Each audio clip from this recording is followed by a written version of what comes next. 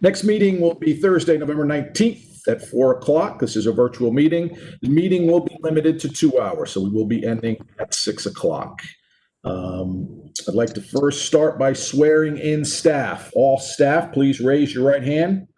Do you swear or affirm the testimony you're about to give is the truth, the whole truth, and nothing but the truth? Yes, sir. Thank you. Introduction of commissioners. I'd like to do roll call for commissioners. Kerry? Here. Keone's coming in later. Frank? Present. KB? Here. Doreen? And Pasquale. Okay. So we have 1, 2, 3, 4 right now, and then when Keone comes in, if we are voting on anything with 4 people, just so everybody's aware, you will need to have a unanimous vote for approval with 4 commissioners. I'd like to request that all members of the visiting public who are on here that expect to testify, I think we have 2 speakers for today. I know we also have 15 plus letters that were submitted to us that I believe everybody reviewed. And I'd like to first start off with the approval of minutes from the last meeting. Have all the commissioners read the minutes from the last meeting? And are there any questions or corrections? No. Seeing none, I'd like to ask for a motion to approve. I move we approve the minutes. And a Second. second? Motion and second. All in favor, say aye. Aye. Aye. All. Okay, it's unanimous. I'd like to first now announce the first case, 1347 North High Street, and we will start off with the staff presentation. Hey, Yep, Steve, this is Keone. Just wanted to let you know I'm present. Sorry for the late arrival. Thank you, great. Thanks for letting us know. I appreciate it. Yep. So just to start off with this one, they would like to go for a request for action on the variances, but then they're going for a conceptual review on the actual design. With that being said, I'll start off with the staff report, and then we can bring up the newly submitted renderings. So Okay. The applicant is proposing a mixed-use structure on the southwest corner of King Avenue and High Street. The site currently consists of 5 parcels totaling 1.04 acres. There are 5 potentially contributing structures on the site built between 1901 and 1947, which contain 16 units and 10,950 square feet of retail. The applicant's proposal will preserve, incorporate, or relocate 4 of the 5 contributing structures, as well as new construction, proposing a 7-story building with 7,937 square feet of retail space and 177 dwelling units. The previous proposal was 11 stories with 11,663 square feet of retail space and 306 units. To permit this proposed development, the following variances are needed. The applicant requests a council variance to permit first floor residential and accessory residential use, which are not above commercial use. The applicant requests a variance to increase the maximum building height from 72 feet to 85 feet. In consideration for this variance request, the applicant commits that the scale shall be substantially conform to the submitted site plan and concept elevations. The applicant requests a variance to reduce the required number of parking spaces from 9 spaces by 9 spaces from 231 to 222. The applicant requests a variance to allow bicycle parking in the publicly accessible area, which is not visible from North High Street as depicted on the site plan. And finally, the applicant requests a variance to reduce the required clear vision triangle at the driveway of North High Street to the parking garage as depicted on the site plan. Notably, this is an entry-only access point and does not impair pedestrian vehicular safety. Planning recommends support. The University District Plan recommends this area for regional mixed use, which supports mixed use corridors with the densest development and heights up to 72 feet. The plan also states that the design of the new construction should be compatible with nearby contributing buildings and the surrounding streetscapes, and that existing buildings that contribute to the district's diverse character be preserved. The proposal is consistent with the plan's recommendation to preserve existing buildings and contribute to the streetscape and neighborhood character. Additionally, while the proposed height is 85 feet, preservation of historic buildings on site, setbacks from High Street, and the high quality of design mitigate any impacts of the proposed height. Staff also notes that the applicant has been responsive to board and community comments. Staff recommends support. Thank you. So this first case, we're going to be voting on the 5 variances. Who from the applicant will be speaking today? Mr. Chairman, good afternoon. This is Mike Shannon on behalf of the applicant, and Okay. Brent Stiles, my client, will be joining me in the presentation along with Tim Bass. Great. I'd like to swear you in before we get started. Would you please raise your right hand? Do you swear or affirm the testimony you're about to give is the truth, the whole truth, and nothing but the truth? I do. I do. Thank you. Please go ahead. Mr. Chairman, members of the commission, first of all, I apologize for wearing a ball cap, but the combination of the overhead lighting and my bald spot has blinded commissioners in about 5 different jurisdictions. So I'm going to go with the ball cap. We've been before you multiple times, obviously, and the variants are unchanged from the last meeting. Again, as staff already indicated, these are fairly routine variances with the possible exception of the height variance. The first one is the only use variance we are requesting to permit residential uses on the first floor and residential accessory uses. This is not unreasonable in light of the fact that the King Avenue portion to the west is already residential on the first floor, and it's a very common variance in the High Street corridor. The second variance is the one that's been debated, and we are requesting to increase the maximum building height from 72 feet to 85 feet for just a portion of the building, as is indicated on the site plan and will be explained by my client and Tim Bass. The third variance is a de minimis parking variance from the required 231 down to 222. Again, there's a bicycle parking variance if they're not visible from the public right-of-way, in this case inside the garage. Such a variance is requested. And again, there's a vision triangle for the North High Street entrance to the parking garage. And this is an entry-only access point. So again, we feel it's de minimis. We respectfully request your approval of the 4 area variances as well as the 1 use variance. And with that, Mr. Chairman, if there are no questions on the variance, I could turn it over to my client. Okay, please do. Great.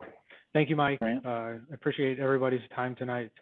I'm hoping this presentation somewhat speaks for itself and on our responsiveness to the last meeting that we had. I'm really excited to share with you this initial rendering, and as we go to to the rear of the facade, rear of the building, really see some major significant changes we've made to address the relationship of our building to the neighborhood. So that being said, I want to pass this on to Tim Bass to talk through.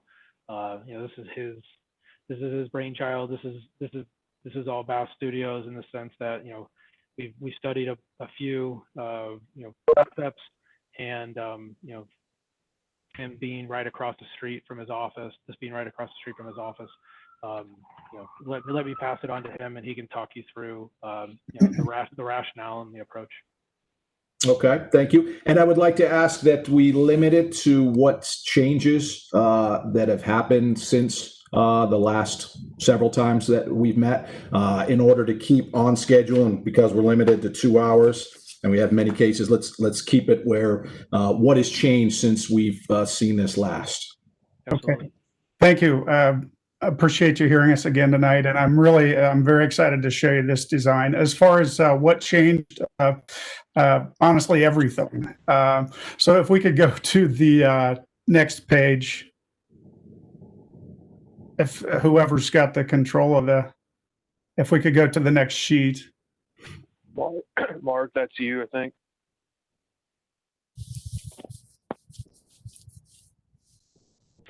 While he's doing that, we basically took the feedback we received from the UIDRB last meeting and married it to the interest of the neighborhood that we've been hearing, and threw out everything we'd done before and our preconceptions about the site and how we addressed the existing buildings. I'd like to talk about the massing, which is a couple sheets in. I don't know who has control of the presentation, but we need to move a few sheets.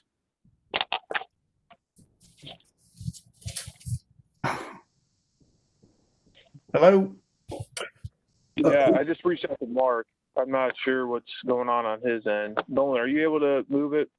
Maybe I can, if you let me share, I could do it. Let me see if I can share this presentation. All right, let me see.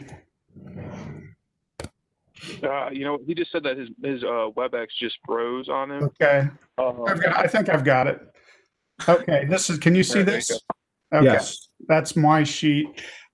We started here a few, I'll skip this and just show you the new project. Like I said, we're very excited about it. In all these diagrams, King Avenue and High Street is the upper corner, and the primary interface with the neighborhood is the lower corner of the diagram. So the first one on the upper left, the pink elements are the existing buildings that have been identified as contributing character-giving elements. The next one is the 6-story volume of the building. The next on the right is the building with the courtyard and the envelope with the courtyard. And hold on one second, please. I need you to. Honey, Are you on camera? Yes, I am. Oh, okay. Thank you. Okay. I'm sorry, the middle left indicates the massing being articulated to step down to meet the condominiums and reduce the west facade in a series of steps. And the next diagram, we articulate that massing further, as you can see in the next one, to present, we call it a village on the alley. And it also indicates that we are talking about greening the terraces. And the most telling diagram is the middle bottom, just an all white massing diagram. It's really, you can read the composition. It almost looks like we started with the condominiums and built a massing from there. We do retain the increased density on High Street and King Avenue, which is feedback we heard. There is an element that remains at 6 stories as at 72 feet as it meets the property line with a small step back to the 84 at that interface with the south boundary on High Street, which is a reasonable, it's a 72-foot depth, which is a reasonable depth for a High Street building. And then just to give you a walk through what that might look like. And interestingly enough, when we pushed the mass out to the boundary on King and High, we had really been pulling away from that corner, trying to defer to the existing building. But we think that framing it with a contrasting architecture actually makes it much more prominent and puts more focus on that corner. We're really happy with that. So we retain the corner. In the bottom right photograph, you can see the existing corner building. We are going to stabilize those facades and build around it. The center building, the exterminator building, will actually be rebuilt in kind and brought up to the street level. We have a deep recess between them for sidewalk dining, which was a suggestion from the board or neighbors. I don't recall. And the image right above, the upper right image, we are not going to repurpose the townhomes. They're a bit of a challenge. We design an element that is of the same scale and with a sort of quoting the character of those townhomes and the dormers become a more modern element object above that cornice line, and they actually begin to create proportions that repeat throughout the rest of the facade. So they're sort of facade generator for us. And you can see the upper or bottom left corner as a view down the alley, showing the stepping massing and the sort of village-like presentation to that alley. And you can see the relative scale of the building where it meets the condominium building.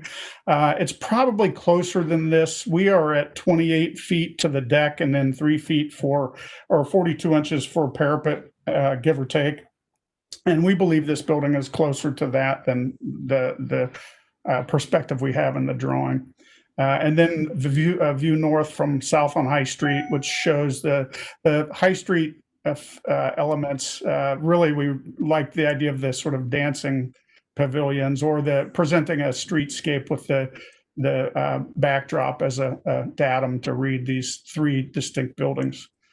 I mean, there's not anything new in the plans, so out of respect for time, we won't really talk about them other than to show the stepping of the progression of the massing as it goes up.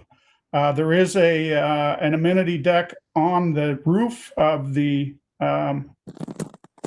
the alley, the last alley step. And to be clear, we go from 2, because there was a question asked before. We have a high module at the first level to the podium at 18 feet, which we did to correspond better to the retail in the front. So we go 18 to 28, and it's a 2-story, much like this 2-story. Then it goes to 4, 5, 6, and then 7 at King Avenue, the 84 feet. That's a view basically from the front door of our office, a view up High Street. And so the plans really, nothing changed on the first floor. We just show the progression of the stepping masses going up through the building. And finally, conceptual elevations at this point. So you can see the 3 buildings on High Street, and the framing of the King and High element with we hope to get a glass element behind it and illuminate it at night and shadow it during the day to really frame that existing building. Brant, unless you want to talk about anything particular here, the only thing that I would say is there has been a program reduction since the last UIDRB meeting. Per conversations with the neighborhood, there was a request to reduce our program from 466 beds down to 430 beds, and we've adhered to that request and reduced our program down to that amount. Okay. Thank you very much. We have, as I mentioned earlier, we've had letters from the community, I think 15 plus, and then we have 2 speakers that would like to speak before we turn it over to the commissioners. The first one, I believe, is Kathy, is it Fox? Is Kathy Fox on? Yes, I'm I saw on. her on earlier. Okay. Yes, I'm on. Okay. And then the second one will be Joe, I think it's Moti or Moti. We'll start with you, Kathy. Have you been sworn in? Not yet. Okay. Joe, are you on? Yes, I'm here. Okay, I'm going to swear you both in. Do you swear or affirm the testimony you're about to give is the truth, the whole truth, and nothing but the truth? I do. Thank you. Please continue, Kathy, and make sure as speakers, as we talked about with the time frame, we're going to limit it to 2 minutes. So please keep your comments to 2 minutes. Please continue. I was told 3 minutes in an email right before this meeting, so my remarks are set for 3 minutes. I do understand you have a time constraint. Okay. I'm Kathy Fox with the Denison Place Neighborhood Association, and you have a long agenda, so I am the only neighborhood association representative who is speaking this afternoon. At our virtual meeting on October 14th, CDG presented their latest proposal. We had an excellent turnout, and after the presentation, we gathered neighborhood feedback. The neighborhood does appreciate some of the changes, moving part of the tallest portion of the building to High Street and King Avenue, the improvements to the massing on the west side of the building facing the neighborhood, as well as the green roofs that were shown. However, a large part of the tall south portion of the building is still directly adjacent to 2-story historic townhouses. The 2nd-story outdoor pool and amenity roof deck is now proposed immediately adjacent to 2-story historic townhouses and homes, which is a noise and privacy concern. Further, CDG continues to insist on having outdoor sound amplification in that space. Although there is progress in the right direction, this does not yet comply with the University District Plan. We are concerned that if approved, the zoning variance language will create the expectation of an 85-foot height in the full area shown on the current plan. This is especially problematic at the southeast, where the building should step down adjacent to the two-story historic townhouses. We've asked that this be addressed, but our request has been declined. The project still appears to be too big for the site, and the challenge appears to come from a flawed as-of-right expectation of a 7-story building in a 72-foot height limit containing 430 bedrooms. At a realistic 6 stories, that would contain about 360 bedrooms. The 430 bedroom number that was referenced by the applicant had to do with a separate conversation on a different shaped proposal and is not applicable to this proposal here. The neighborhood continues to be open to working with the developer. CDG has not yet purchased the land, and there's still time to get the zoning variance language right. In summary, the neighborhood is appreciative of several of the changes that have been made, but we are not yet able to support the requested zoning variances. We ask you to please vote no. Thank you. Mr. Joe Mota, is it Moti? Motai? Motil. Motil, I'm sorry. Please continue. Thank you. Thank you, commissioners. Joe Motil, besides being unsupportive of the height variance and overall mass of the project, on detail A4 that shows the north elevation and some of the west elevation, I feel it'd be more appropriate to have a continuation of a different brick color and style at the north elevation that would be used for the construction of the 4 new townhouses, or what I would really define as row houses, and that those row houses be constructed in a historic design that is more in line to when the area was originally developed. And the brick color could be different for each, should be different actually for each row house, but the brick that is used for the southernmost row house at the north elevation should also continue to wrap around the corner at the northwest elevation and end where there appears to be an offset. And I think that what's being considered is really a disservice and does harm to protecting its historic significance and character, especially at the King Avenue elevation. I think it's important to maintain the brick continuity and historic conformity of detail from a street and pedestrian view, especially on King Avenue. The current contemporary design, especially at street level on King Avenue, is just inappropriate and non-conforming to the existing surrounding neighborhood. And I think also that the white facade is also out of place and excessive and really draws attention away from what's left of the more historic significant details of the existing buildings. On top of which the white will surely show more dirt. And I think that the modern emphasis on this project is way too overwhelming for the neighborhood. Thank you. Thank you. I'd like to now open it up for discussion by the commissioners. First, I'd like to check, KB, you still with us? Can you hear me, Steve? Yes, I can now. Thank you. Yeah. I saw it looked like you may have dropped off for a minute there. Okay, I'll open it up to commissioners for comments.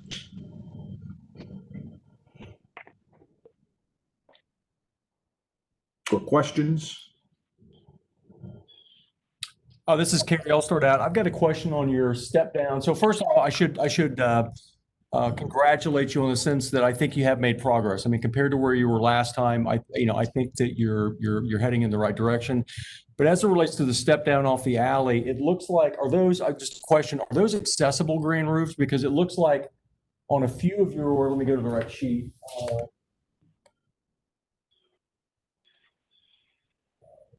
A6, A7, the hallway extends to what appears to be the green roof, and then others it doesn't. So I don't know if that's something that's going to benefit only the residents that are on the south elevation of that, or are they intended to all be accessible, or are they a combination of some are accessible and some are literally more of a viewing green roof from the residents that are to the east on the west side of the building along High Street? So I'm just curious about that. Carrie, it's a mix. We have corridor lengths that we can't exceed from stairwells. from the length of the stairwell. So there's a couple that will be the first one above the initial courtyard. We do plan on having that to be accessible like another public area, but the ones above that, we plan on having those only be accessible from the adjacent units.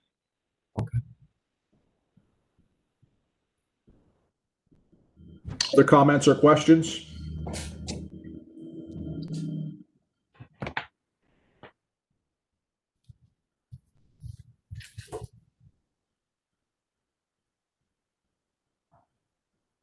Okay, seeing none, we can first start with the variances.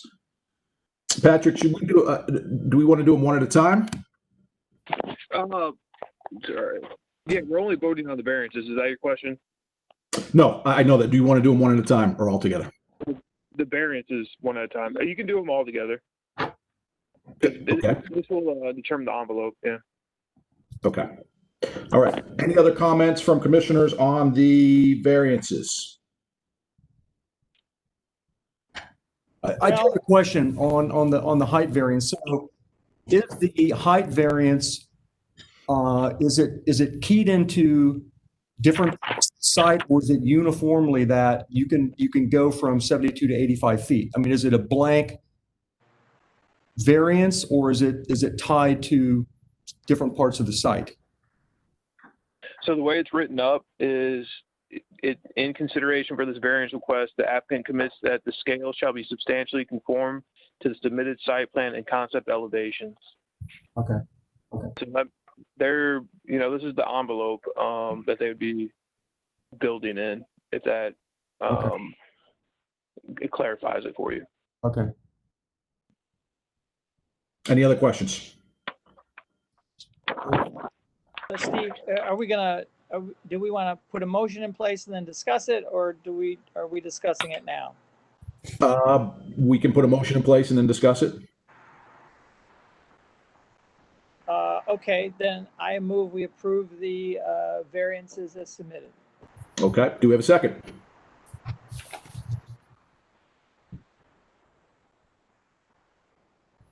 I will second it. So, all in favor, say aye. No. Oh, I'm sorry. Discussion. I'm sorry. Hold on. Yeah, I voted. I made the motion in the affirmative because that's how we make all of our motions. Okay. Yes, I'm sorry. I jumped ahead. I only wanted to know when we could discuss. Yes. Now let's discuss. Discussion's open. Yes. Okay. I have a sort of a broader view of all this than this one project. We have approved and reviewed and worked on many 6-story I'll call them donut buildings on High Street that fill out the block. The building the Target is in and some of the other buildings, even the Uncommon, it doesn't have a donut shape. I think it's an H or something like that, or an E-shaped building. And I don't know about anybody else, but I always have felt that that given the height limitation, it did not. Given the fact that we've approved those, that we've created that precedent for having these 6-story buildings in similar situations as to we find ourselves here. The disturbing part of that is that given the zoning code and the way it's written, we don't have the purview to be able to say, well, we'll let you build it a little taller here if you meet the existing condition there. At least we didn't do that. And I would say that we've created our own precedent, whether we like it or not. And so, I would like to think that on any of these projects, that we should have the ability to modify the heights, making it lower in some places and higher in other places on a parcel to meet existing conditions around its perimeter.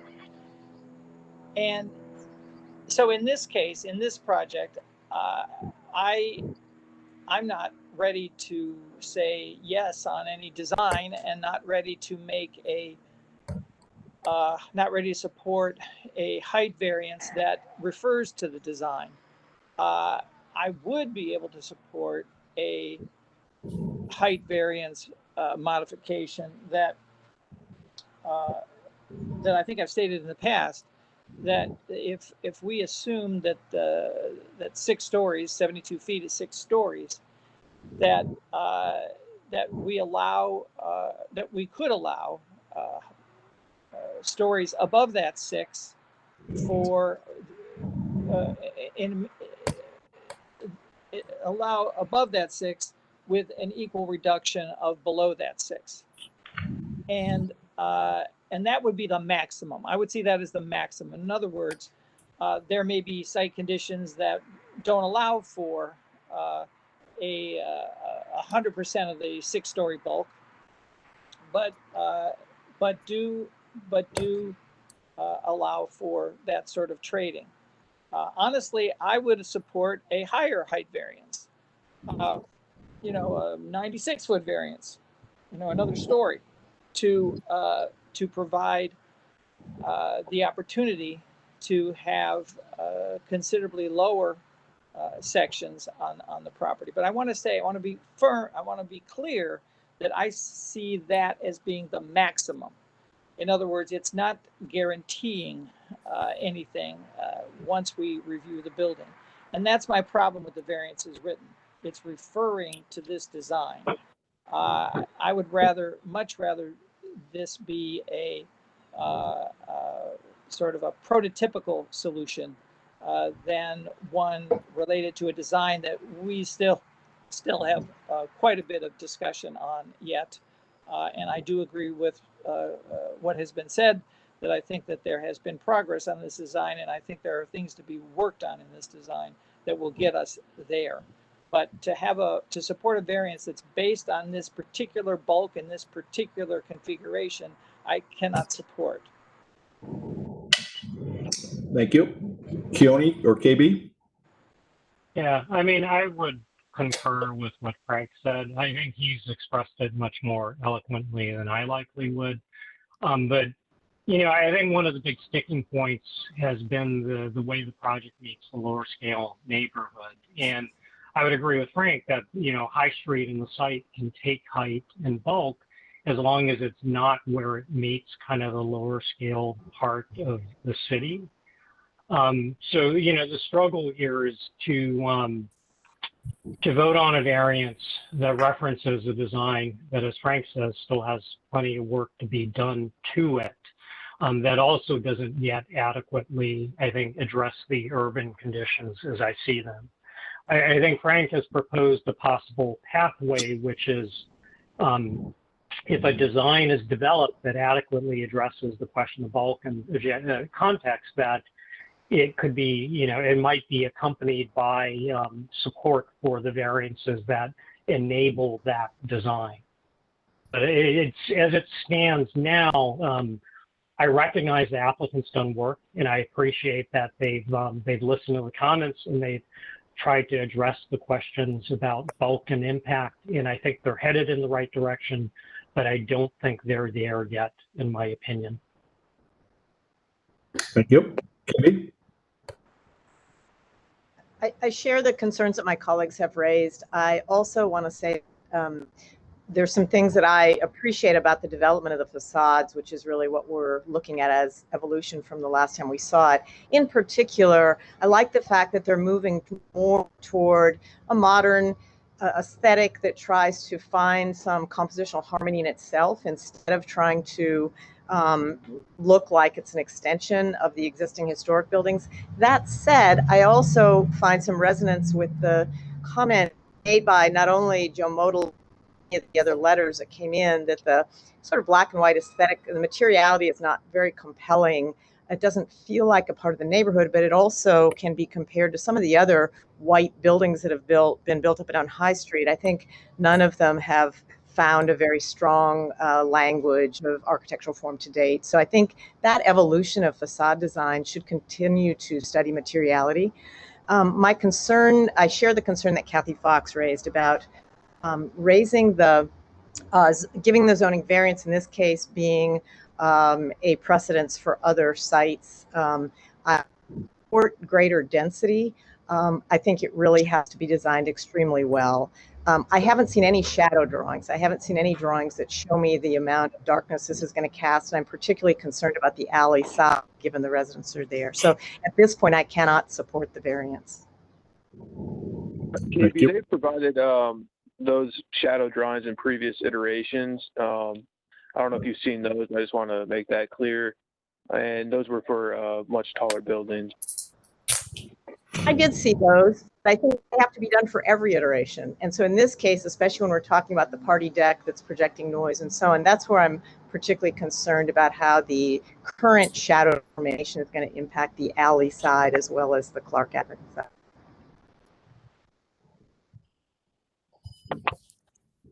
Thanks. Carrie, any other comments or discussion? Nope. Okay.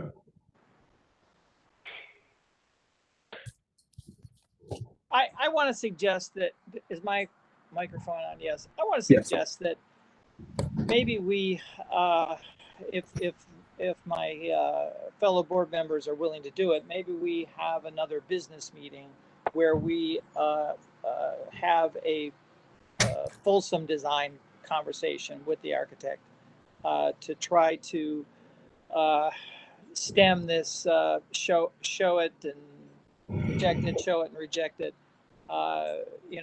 cycle that we're in. And I don't think we need new drawings to do that, Frank. I agree. We can talk about these drawings. Yeah, we can talk about these drawings, exactly. Yeah, I'm happy to do that. If I could, I'd like to ask a question now. Am I out of order?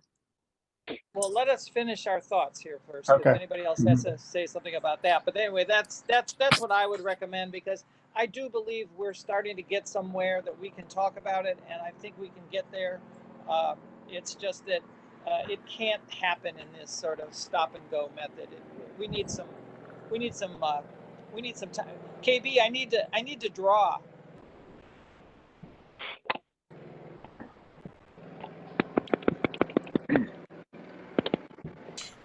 Okay. Tim, did you want to say, is there any more discussion by commissioners? Okay. Tim, did you want to add something?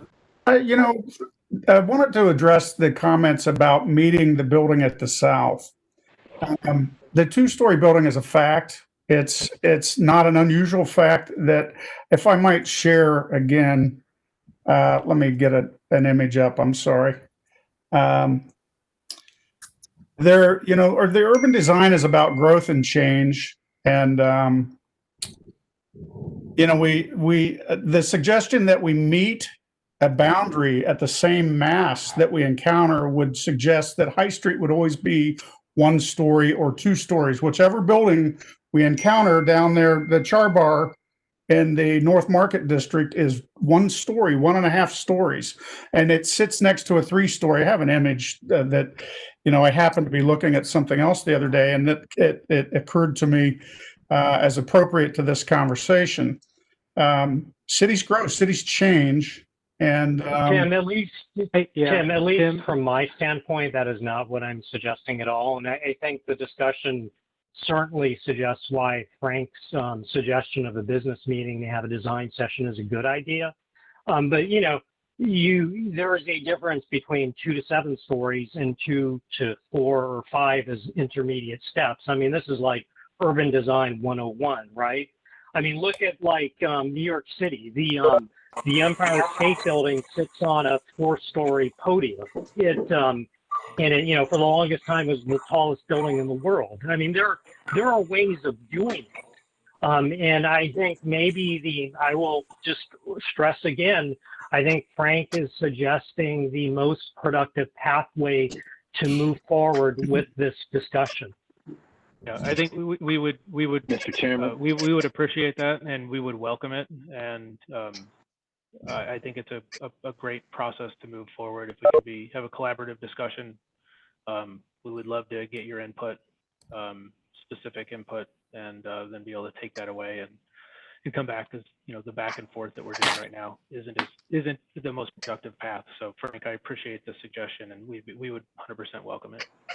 Mr. Shannon, did you have a comment? I saw you raising your hand. I think I just put him on mute. He's good. Okay. Okay. So is it the intention at this point to move forward with voting on the variances, or? Well, No. based on the comments, Mr. Chairman, this new math is tough, but I don't think we have consensus because it's inextricably linked to the design.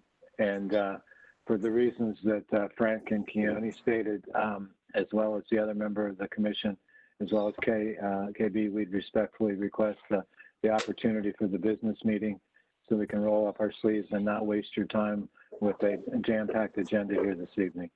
Okay. So we have a motion to table is what I'm hearing. Mm-hmm. Yes, sir. Okay. All in favor of tabling this, say aye. Aye. Do we need a first Aye. Do we need a first and a second on that, though?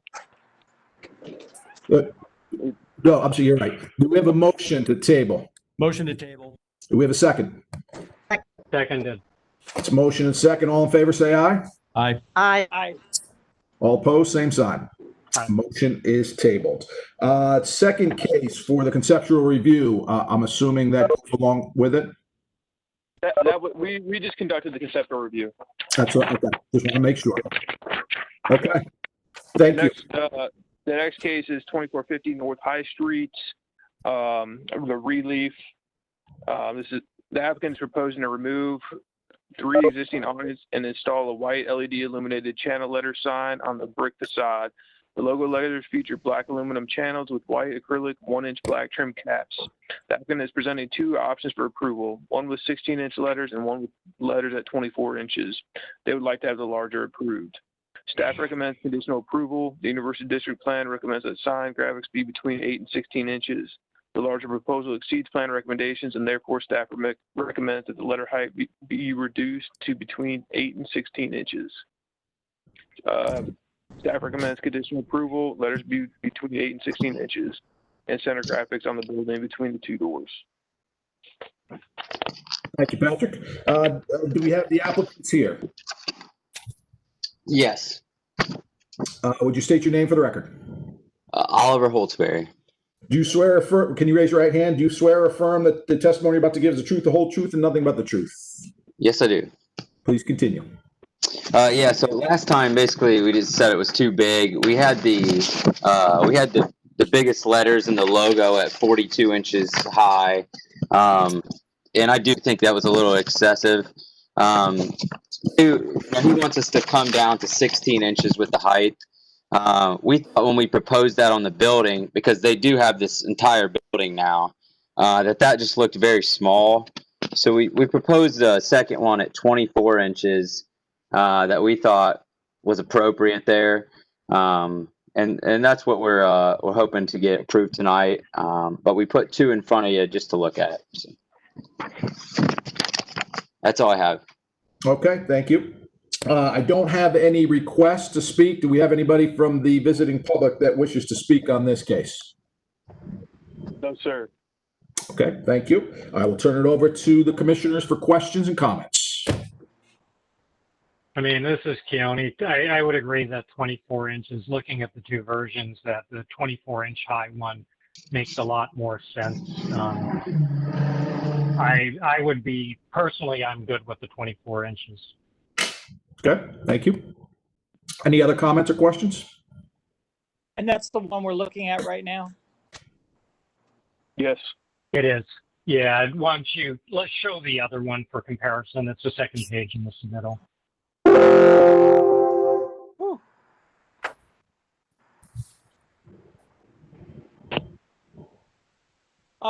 My only question is, do we think it should be just slightly narrower?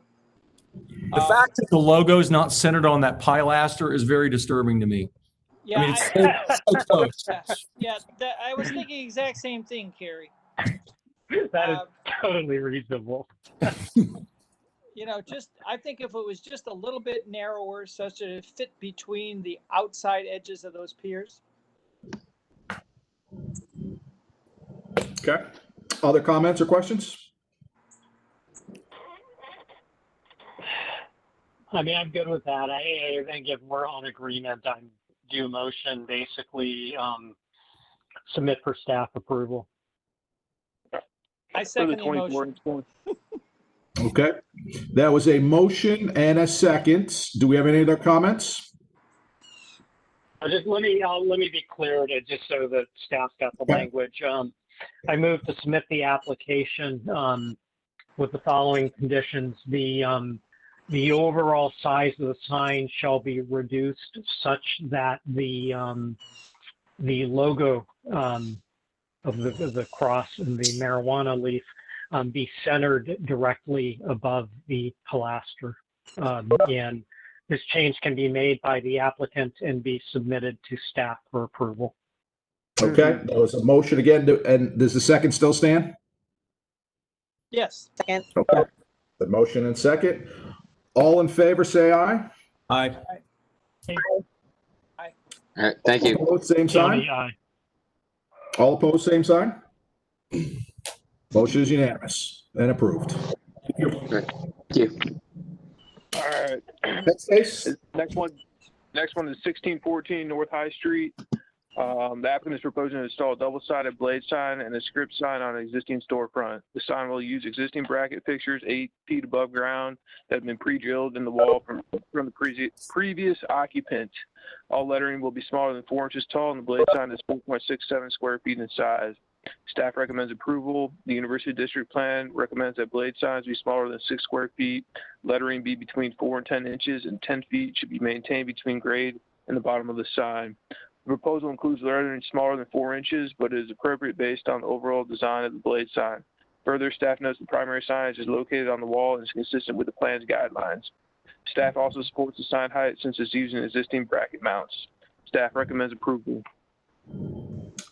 Thank you. Do we have anyone from the visiting public that wishes to speak on this case? Okay, I will turn it over to, is it Mr. Watkins? Tyler Watkins? Yes, sir. Okay. Have you been sworn in? I have not. Raise your right hand. Do you swear or affirm the testimony you're about to give is the truth, the whole truth, and nothing but the truth? Yes, I do. Please continue. I don't really have much to present. I think we were approved kind of blanketly just on the concept that we had a approvable design, but we're left with a couple of technical ideas on exactly how we would build what we did design. And we followed up with Patrick Holland and presented some shop drawings from a sign company that would suggest or detail how we want to build the signs that we propose. And those were submitted. And I assume the whole board has seen what we submitted. Thank you. Patrick, can we bring that up? Nolan, do you have those? It looks like Mark's computer froze, but yeah, they're part of the agenda. Yeah, right there. Okay. I think the next page is the relevant one. Yeah. As I recall, Frank was the one who expressed disbelief at the sort of ability to achieve it. And what I'm reading is, Frank, looks like there is a horizontal bar just above the canopy that backs the old spice. Because I think, as you said, the connection was pretty tenuous. You can see how they're doing it. Yeah. So you're taking the channel letter, 5-inch deep channel letter, and so the bar is going to look heavy, right? But the background is also dark, so it probably doesn't matter that much. So can you make the channel letters thinner than 5 inches? I would consider that an arbitrary dimension. It's just something, I guess, a standard that the sign company recommended would be satisfactory. But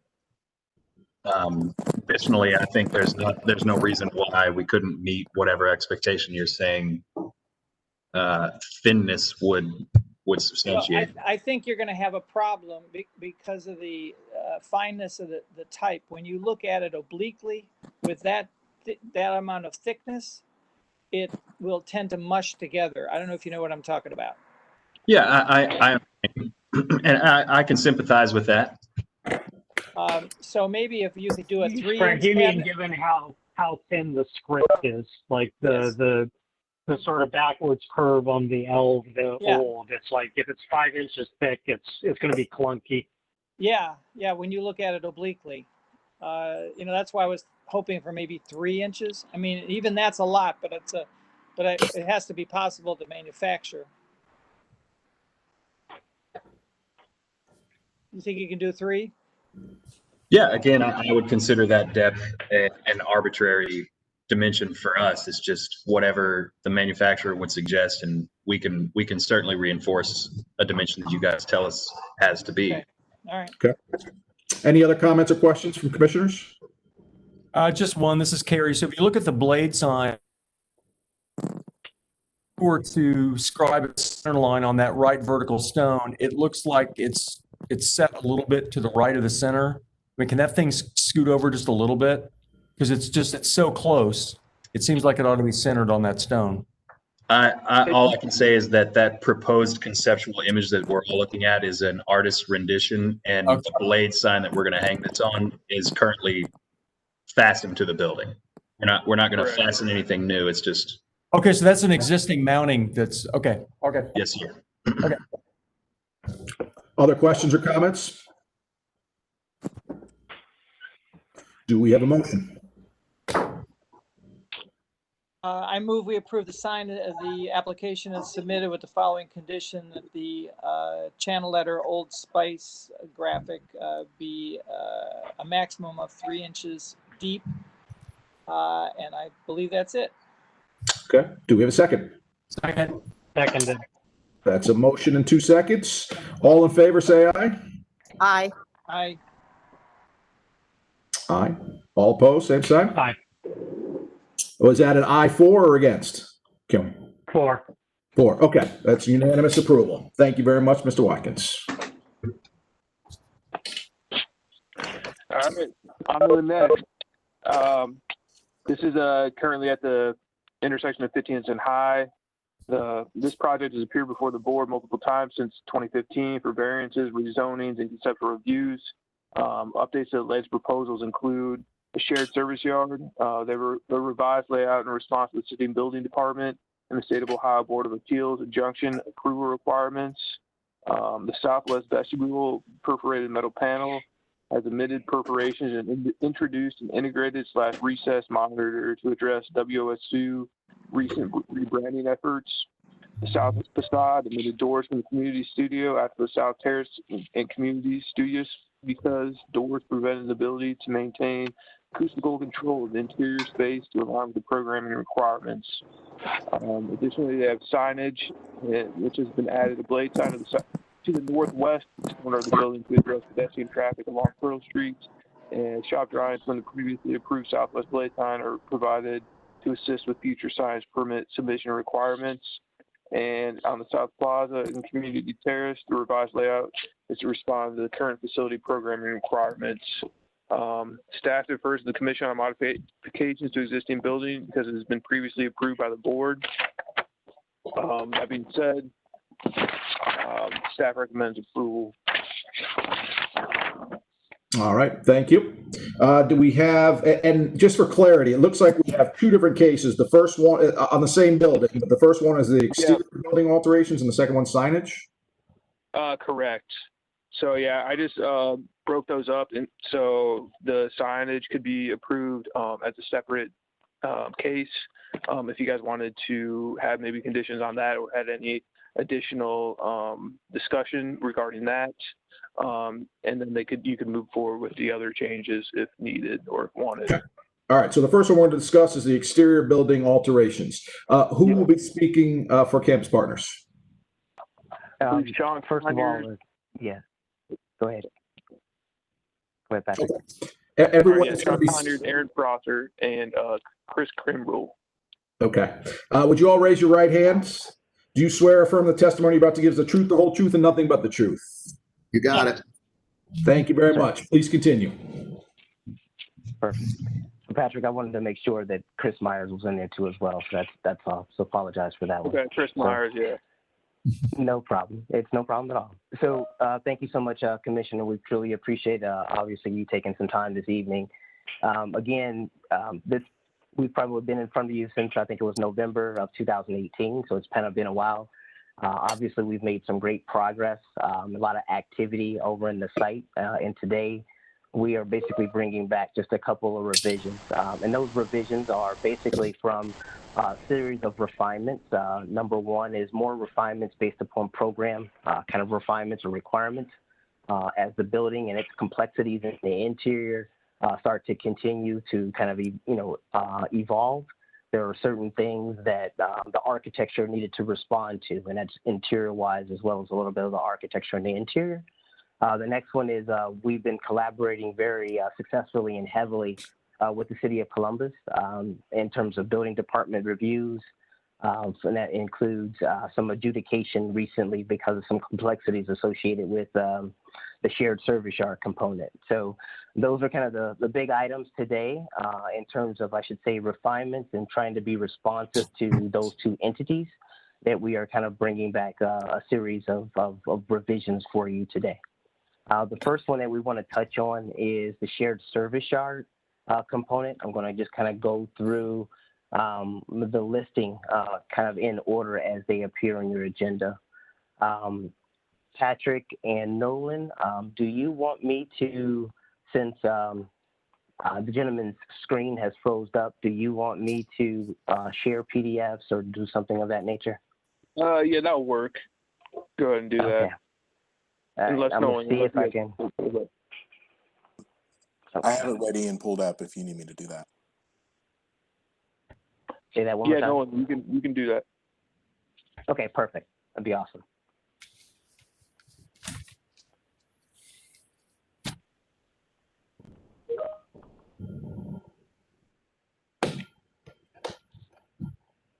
All right. So Nolan, could you go ahead and go to page 5 if you want? And that 5 of the PDF is going to be FSCP Rev 1. So it's the previous PDF.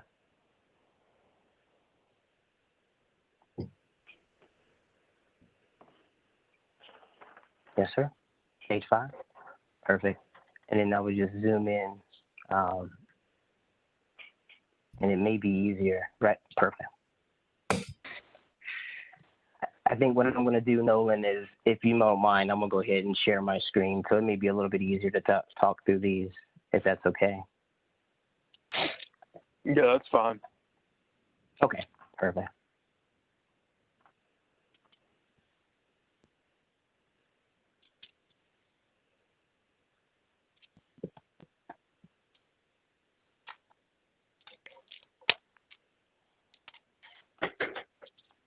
Okay. Can everybody see my screen? Yep. Okay, Yes. perfect. All right, so the first one is just the highlights and some slight highlights regarding the shared service yard component.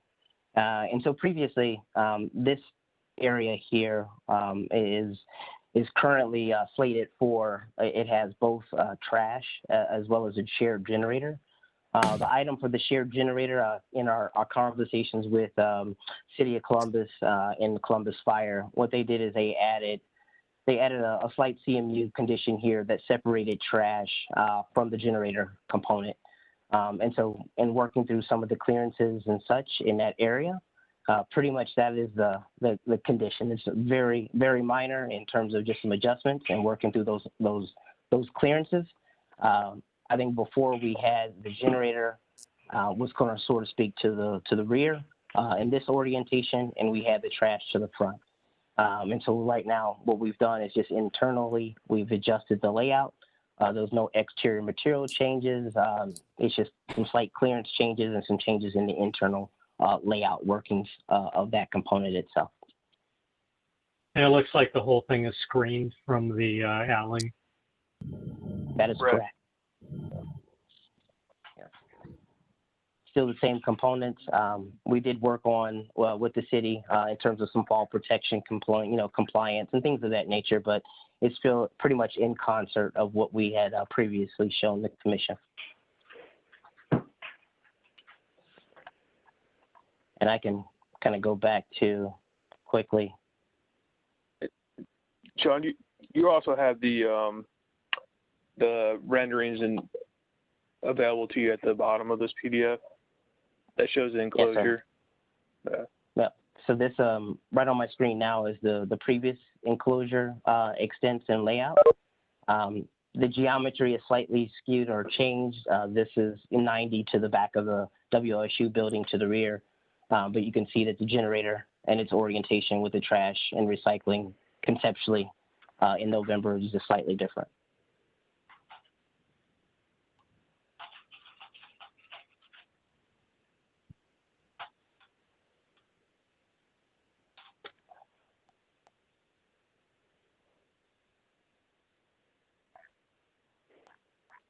Bear with me. Yeah, is that pretty much it for the first issue? I mean, I had to recuse myself back then, so someone who's actually around for it should probably speak. KB or Carrie or Frank. Steve.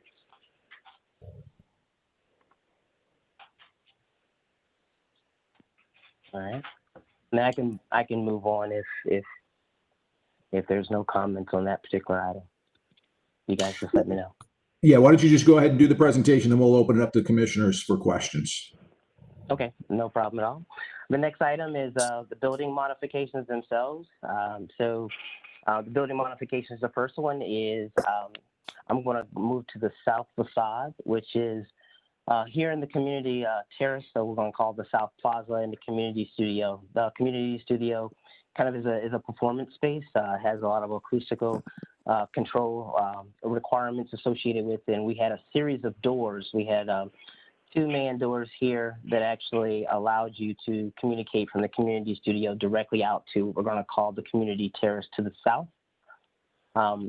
Those were kind of what you used to say the weak link in those acoustical conditions related to the community studio.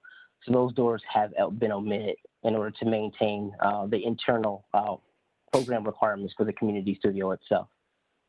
I think I may have as you can see that those doors have been omitted in this particular area here in plan.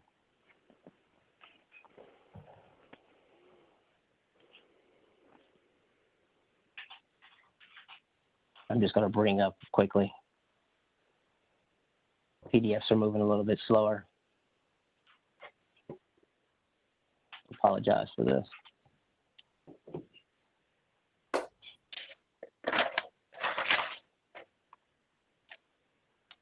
So you can see in the previous, we have these 2. Okay. The next one that's on that list is the Southwest Vestibule Perforated Metal. So the vestibule itself was articulated with some perforated metal. So I'm going to show you that one here first.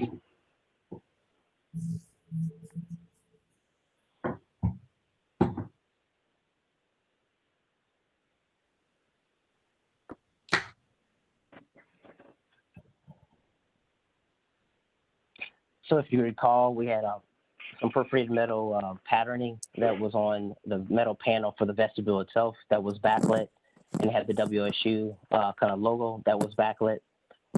Currently, there was a rebranding effort that WSU went through recently, and the perforated metal was actually to echo their previous branding. So that branding has changed, and so now to offer a little bit of flexibility in the future, what we're proposing is that this all goes back to solid metal, no perforation, still backlit WSU logo, and then there's an integrated monitor that would locate itself in place of the perforations. Let me see if I can switch PDFs from, this was the before.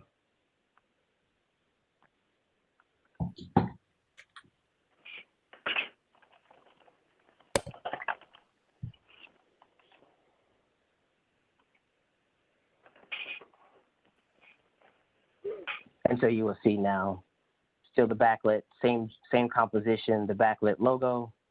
The perforated metal is now have been removed in this particular area. Still the same geometries in relationship to the metal panel and the overall vestibule itself. And then there's an integrated monitor that would be located in this location here.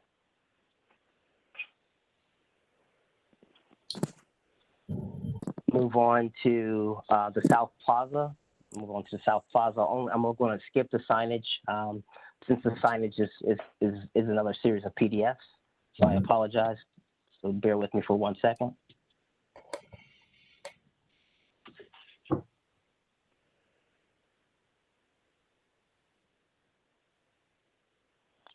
So the South Plaza here. Open up.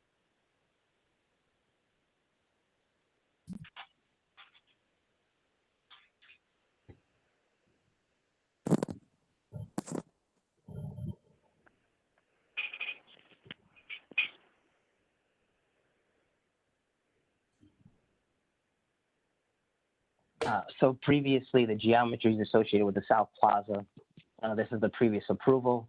As you can see, that we were very responsive to what was happening with the internal community studio. There was a series of doors that allowed that connectivity to the South Plaza, and its geometries were allowing that connectivity or tying back to that connectivity there. Since in response to those particular community studio doors, since they were removed, we went back and looked at the geometries and kind of the usefulness of this particular studio, of the community terrace, and it kind of prompted some geometry changes, which is what's shown here.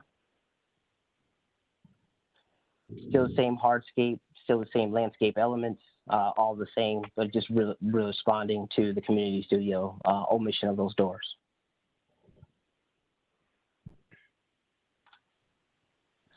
The next one is that wall we'll is just work still through. It's window. going to be the south. I'm sorry. The south wall is still glass, though.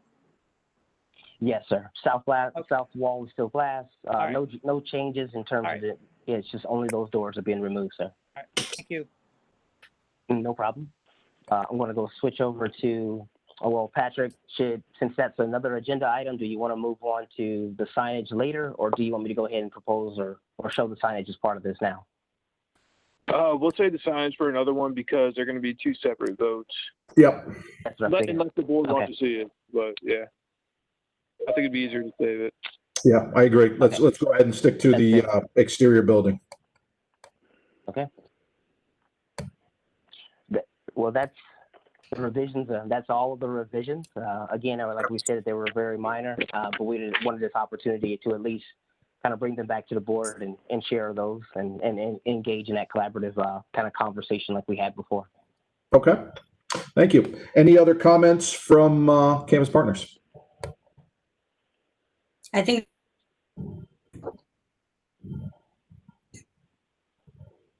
I'm sorry? we've got us tonight. Okay, great. All right. Is there anyone from the visiting public that wishes to speak on this case? No, sir. Okay.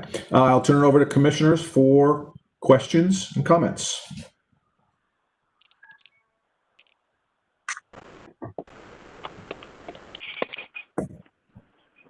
Ms. KB, I appreciate the clear presentation, well-articulated drawing, strong project. I'm supportive. Okay. Any other comments? I appreciate the fact that they came back to us with the changes, even though in my view, they're all comparatively minor ones. But I appreciate the communication. I'm good with it. Okay. Same here. Concur. Okay. So it sounds like we have, do we have a motion for approval? Motion to approve. We have a second. Second. Okay, that's a motion second. All in favor, say aye. Aye. Aye. Aye. All opposed, same sign? Aye. Okay, that was for or against, CUNY? Sorry, 4. I'll be faster next time. Okay. I'll slow down. I'm sorry. I went too fast. That was a unanimous approval. If you want to go ahead and talk about the signage now? Yeah, Nolan or I guess whoever can really bring that up. Yeah, Mark's ready to go. The applicant's proposing a halo illuminated blade sign that's 16 feet tall and 3.5 feet wide for a total of 56 square feet. Side cabinet is aluminum and will be painted all black. is approximately half the size of the previously approved blade sign at this development. Staff recommends approval. The University District Plan that recommends that blade signs be proportional to the building. This proposal is proportional to the previously approved signs and the building, and therefore supported by staff. Staff recommends approval. So that first one, actually, I'm not sure which one you're on now, but the one was previously approved. Yeah, that's one right there, Patrick. That is the one that was. Yep. Yeah, which is the southwest. Yeah, yes, sir. Yep. Just for comparison. So what we're actually talking about is the second one.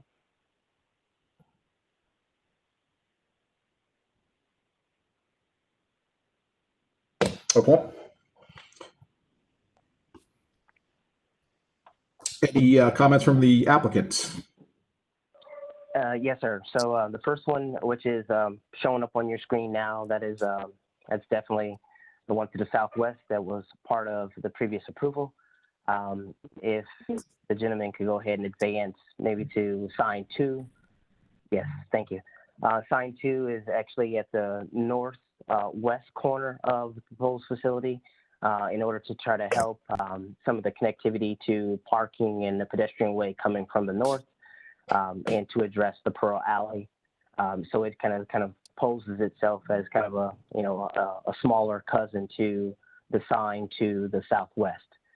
So that's kind of pretty much just a blade sign, still the same context, same materiality, and the same approach as what's being proposed or previously approved for the southwest corner sign. Okay, thank you. Any other comments from campus partners? Again, I think Sean got us covered. Okay, great. We will turn it over to commissioners for comments or questions.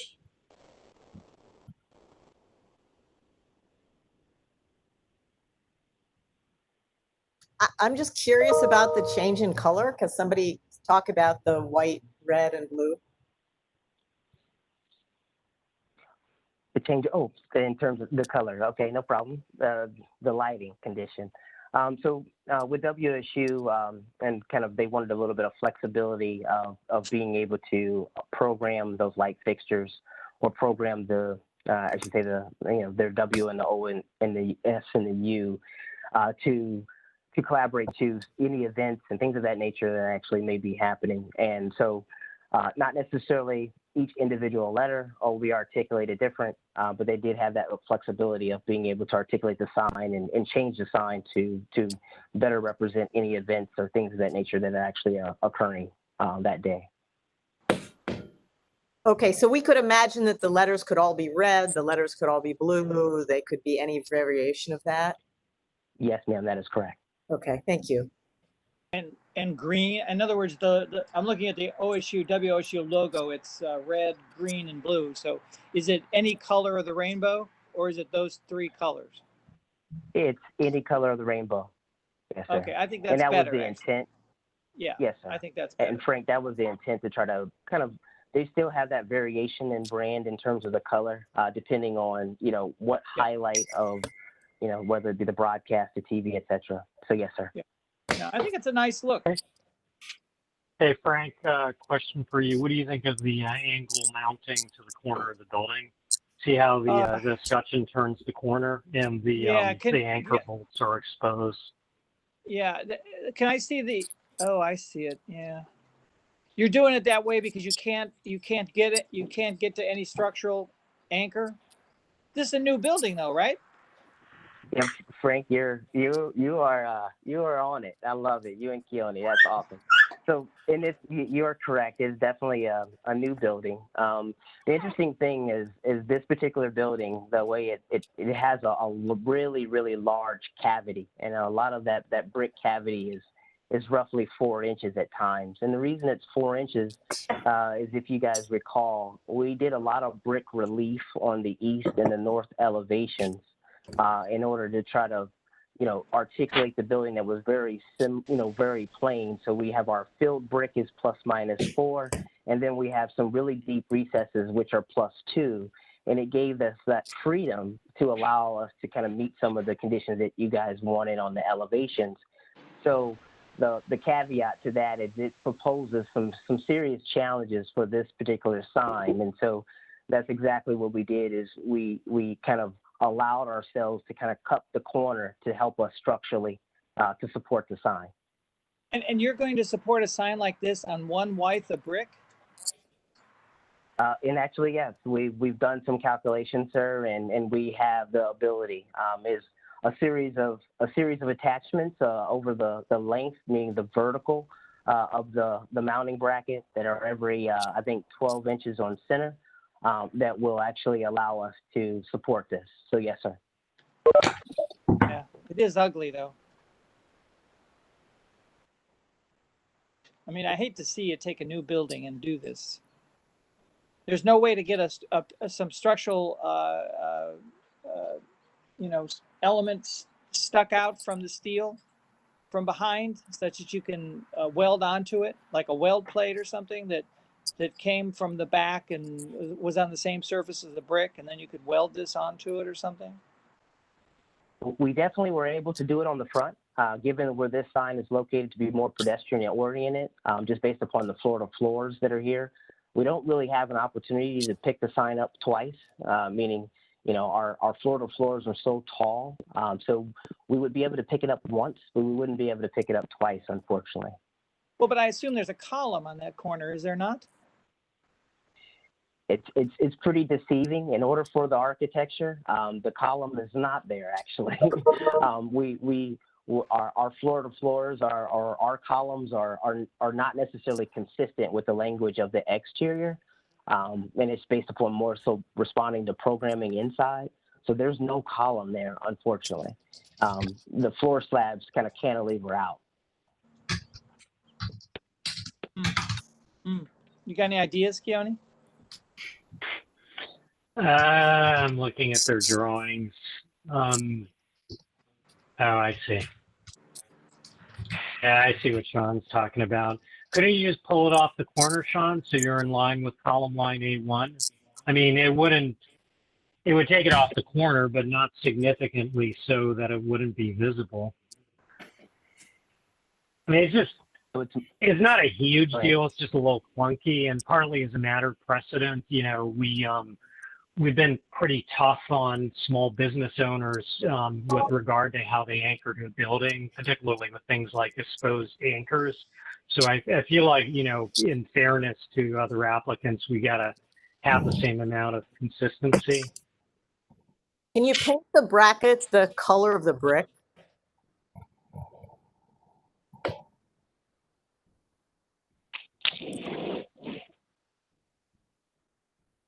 Well, it would probably help. And my argument for that is you're seeing it from quite a distance away, since the building is set back from High Street and it's high enough. You see it well represented to scale, so that you can get an illusion of it blending with the brick because you're not up close to it. I guess, I think that would be a reasonable compromise. I guess I would ask the question, why couldn't there is a reinforced concrete column on the A1 line, which is just to us relative to where that window is. I mean, would it significantly impact the visibility of the sign and what you want it to do if you move the sign back so it was in line with your A1 column line? Understood. Yep, there's a possibility. So right now, currently, it's more so a concern of the bracket itself kind of wrapping the corner. If the wrap of the corner of the bracket was to be removed and it was just kind of echoing just the vertical nature of the sign itself, and that sign was to be able to be slid a little bit more onto the pier, would that be acceptable? It would still argue for having the mount bracket that's on the brick surface to be the same color as the brick. Yeah, that would be fine, but it would look less patched.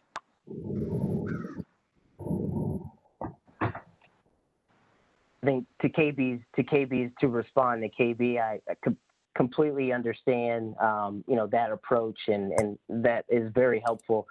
I guess we've been really trying to maintain a kind of a simple palette, and so there's really no other paint on the building, unfortunately. So just a little nervous if we were to potentially paint the brackets that it may appear somewhat foreign too as well. I think if as long as it echoes the box of the sign and doesn't turn the corner, yeah, I think you'd be fine to make it dark brown, and then it's more honest that way. Yeah, I understand that, Sean. I agree. Okay. I think that's a reasonable compromise. The only other thing I would say is conceal the bolt heads behind some sort of escutcheon trim or something. Okay. Yeah, that's something that again, partly it's just yeah. I mean, partly it's just a matter of consistency. This is, you know, we've been asking this of every applicant who comes in front of this board. So, you know, I feel like we have an obligation to ask the same thing of everyone. Yeah. Understood. Completely. About how far you're going to move it off Aaron, the corner, oh, so we can make a motion. How far off the corner you want to move it?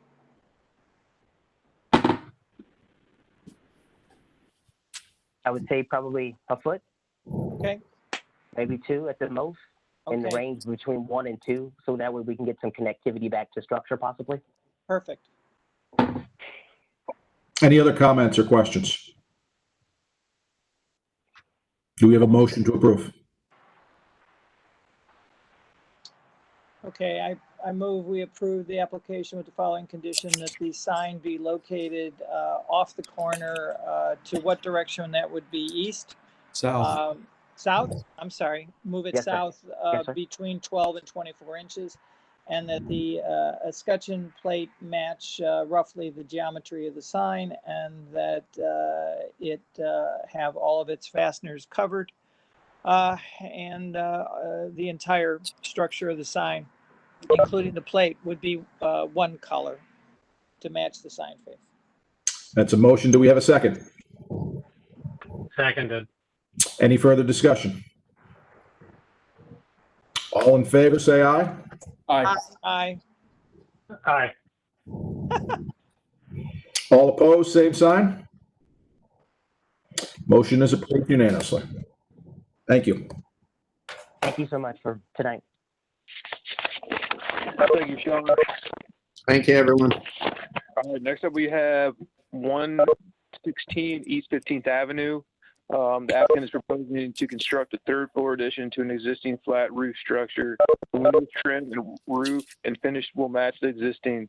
All the existing finishes will be repainted to match the existing conditions. One existing window will be infilled and one new window will be added. Exterior changes are limited to repainting the existing structure. The color will match the existing. A new sconce fixture at the front and rear door. New ADA accessible concrete ramp and railing at the rear of the structure. New third floor addition over existing second floor bedrooms and first floor dining room with fish scale siding to match the existing structure. Additionally, a chimney at the rear of the building currently exists and will be removed as part of the project.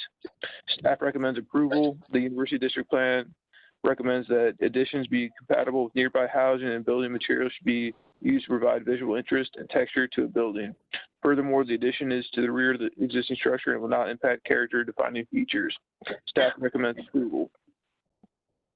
Thank you. And we have Mr. Matt Toddy. Yes. Hello. Good evening. Good evening. Have you been sworn in? I have not. Okay. Please raise your right hand. Do you swear or affirm the testimony you're about to give is the truth, the whole truth, and nothing but the truth? I do.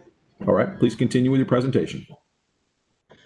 Yeah. Well, I want to thank the commission. Good evening to all of you for thanks for your time tonight. I want to thank Patrick also for giving a good introduction to the project here. What we're looking at is really some minor exterior improvements to what is the existing Kappa Delta house on East 15th Avenue. Exterior improvements include, as Patrick mentioned, fresh coat of paint to match the existing specifications, some upgraded light fixtures at the front door and at the rear door. And then what we're proposing is an addition to the back of the building on the third floor to create 2 new dorm rooms and a Four Seasons porch. That addition will exist entirely over the existing second floor. There was probably a mid-60s addition to the building that added 2 floors on the back, and we're just going to take it up another floor. We've been careful to maintain the existing materiality, and in fact, the 3rd floor addition will match the 3rd floor materiality of the existing, call it a Queen Anne, I guess, style house with the fish scale siding on the 3rd floor. So with that, I would welcome any questions or comments from the commission. I'd be happy to answer any questions you have. Thank you. Do we have anyone from the visiting public that wishes to speak on this case? No, sir. All right, seeing none, I'll turn it over to the commissioners for questions or comments.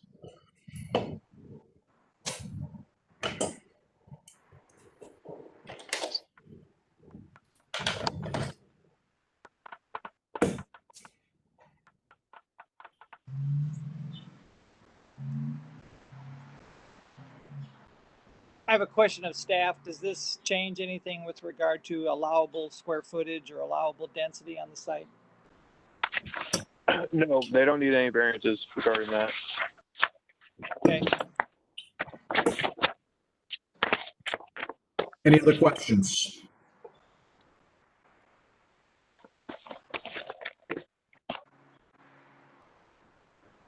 Fiona, Gary, KB, any questions? Yeah, I'm just trying to understand, there's not a section drawn through that addition, but when the comparison is made with the darker green fish scale in that area, I see that the color and the material is being chosen to match what sits inside the pediment around the corner.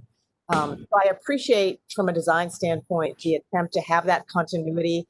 I think I have to point out the fact, though, that the amount of surface material and the form of that surface material is significantly different than where we see it in the other places in the composition. I'm not concerned about it because it's on the back of the building. If it were more predominant and you actually saw it from the 15th Avenue sidewalk, I think it would make a difference to me. But I think it's worth recognizing that it's kind of an odd solution, but maybe it's the best one can do to try to recognize that you're above that datum line. I assume that that's the design objective that you're working with. Yeah, KB, I appreciate the comment, and I totally understand what you're saying. We did look at that a couple different ways, and this did appear to be the best way to sort of break up what would be otherwise a pretty dumb, vast wall without that change in materiality. Yeah. And so actually, looking at elevation 2, here, the proposed south, that means that it would be seen from 15th Avenue, that one portion to the west side would be seen, although the projection of the pediment is so much closer to the street that with perspective, it's not much is going to be seen, right? Right. You'll see some probably. There's a perspective rendering in the application that staff will advance in the submittal. It's on one of the last pages. I mean, I don't mind it, honestly. I would agree it's yeah, I would agree it's a bit challenging. I mean, basically, that back addition is not wonderful, and you know, trying to get something that sort of improves it and respects the original building is a bit challenging as a design. So, you know, I don't mind the extra green. I think it kind of makes sense relative to, as KB said, it's like you have a datum line. It's sort of a lot more, but it sort of acknowledges that it's a sort of, you know, a historical condition. It's not part of the original structure. Keep going, Nolan. Let me find out the page. I think page 11, maybe 11. Yeah.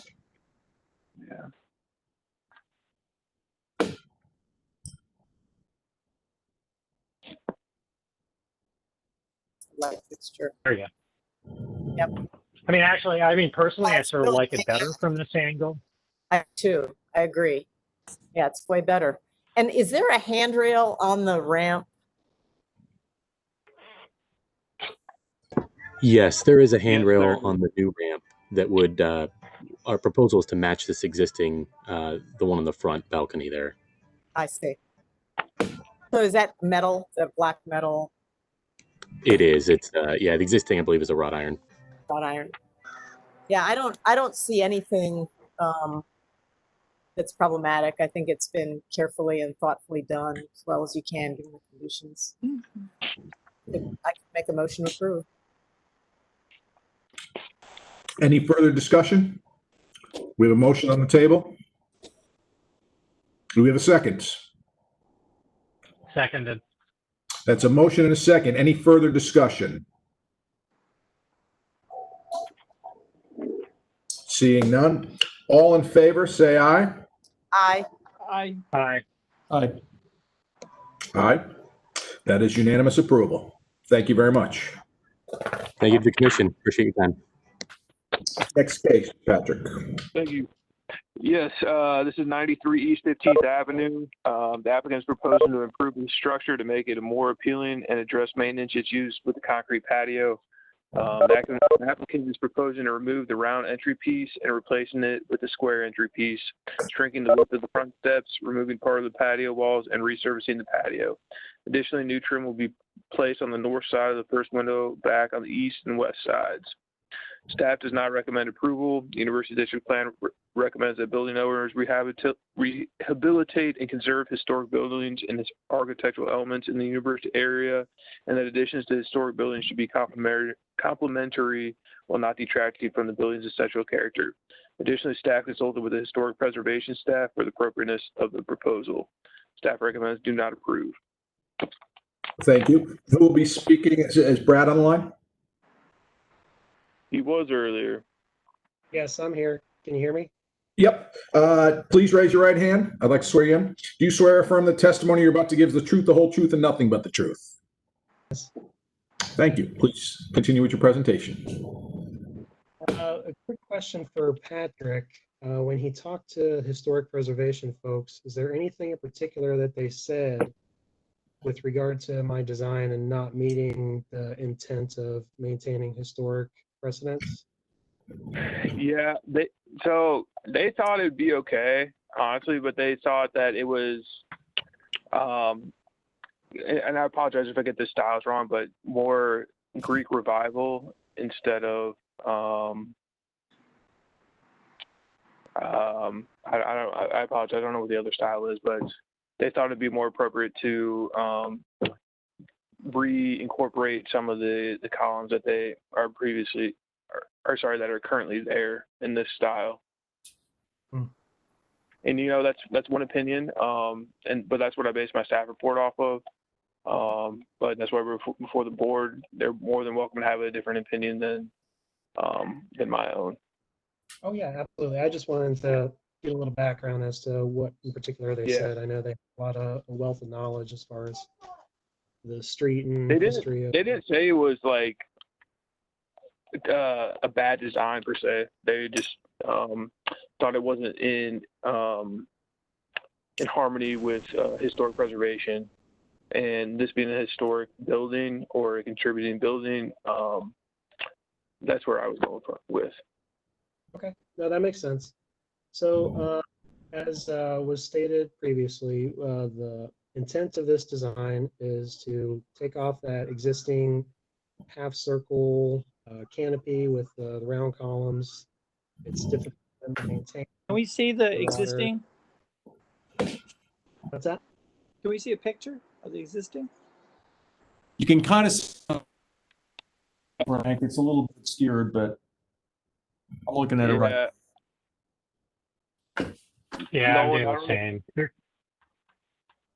behind a lot of trees, unfortunately, but A little difficult to see. yeah. So the idea is to square off that existing rounded piece, make it more pronounced as an entry piece, fit in a little better with the style of the building, trim down the tall brick walls that are surrounding the front patio, trim that down and make it give it more transparency as a railing.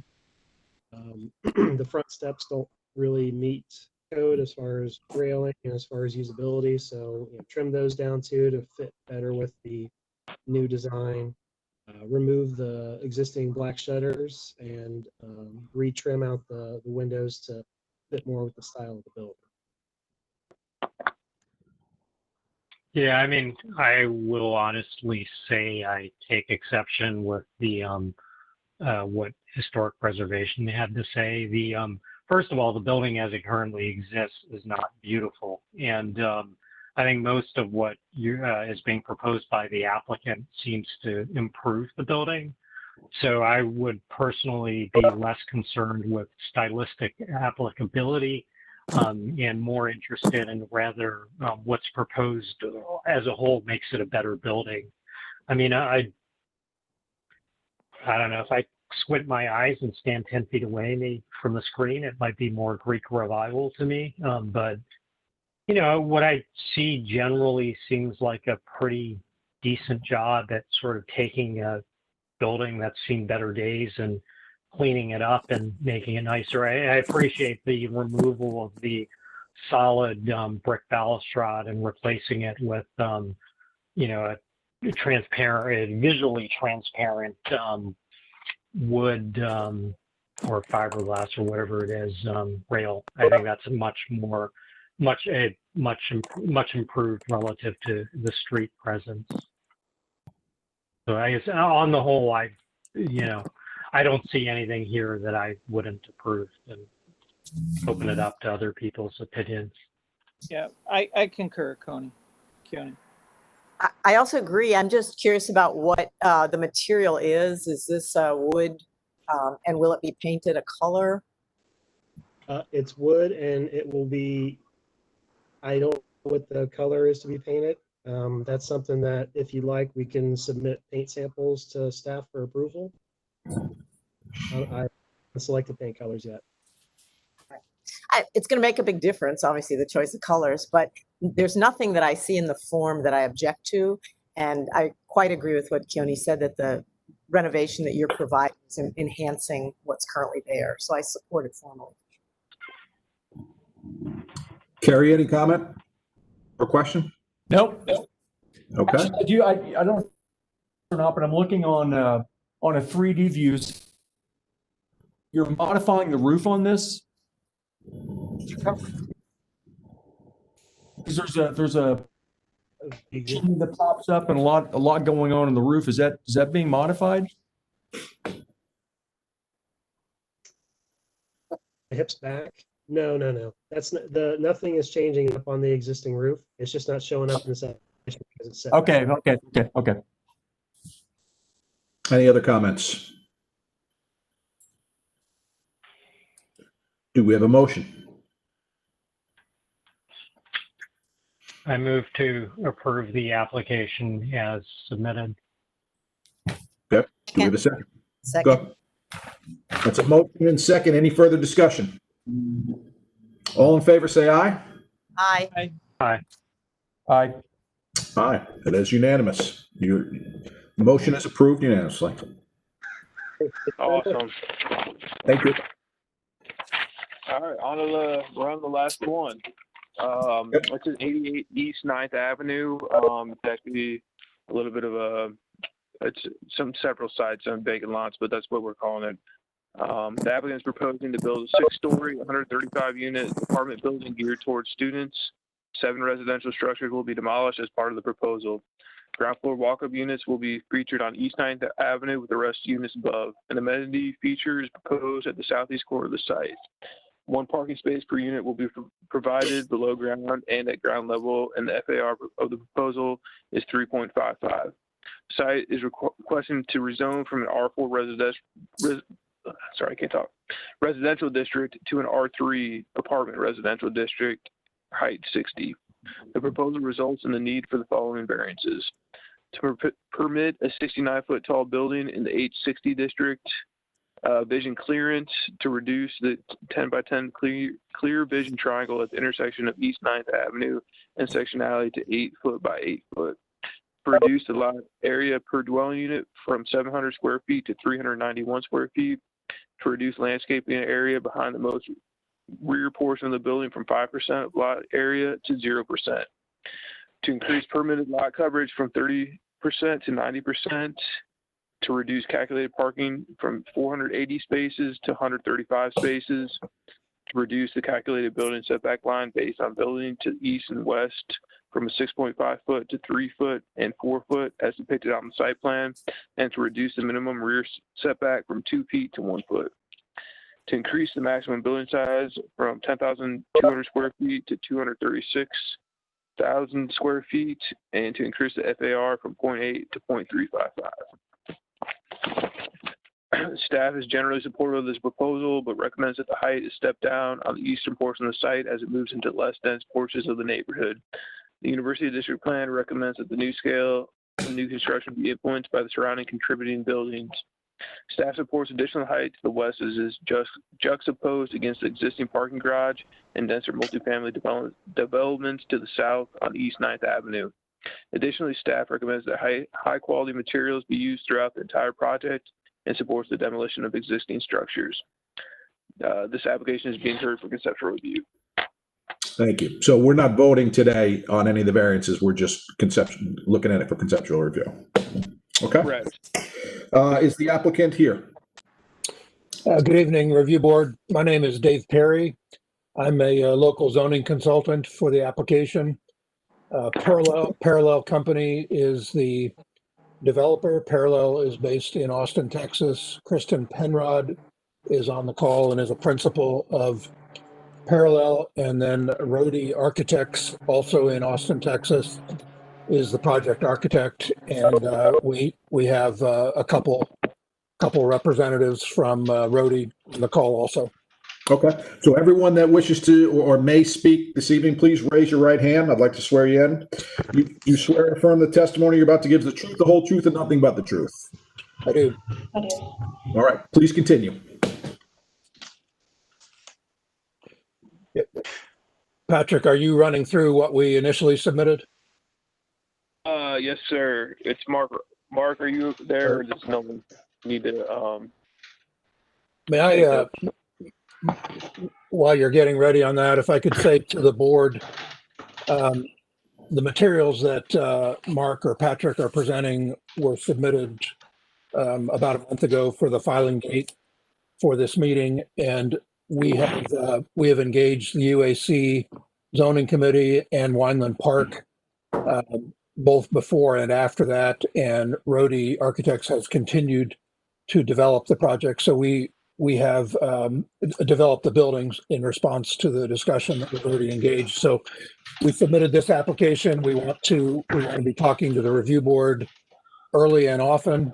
And after Patrick or Mark goes through what we initially submitted, Rhodey has updated drawings also for you.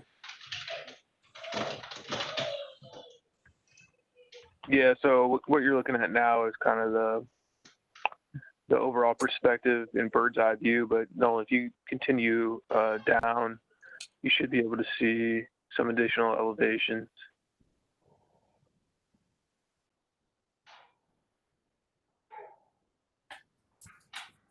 Yeah, that's how it's juxtaposed against the parking garage and then the multifamily to the east.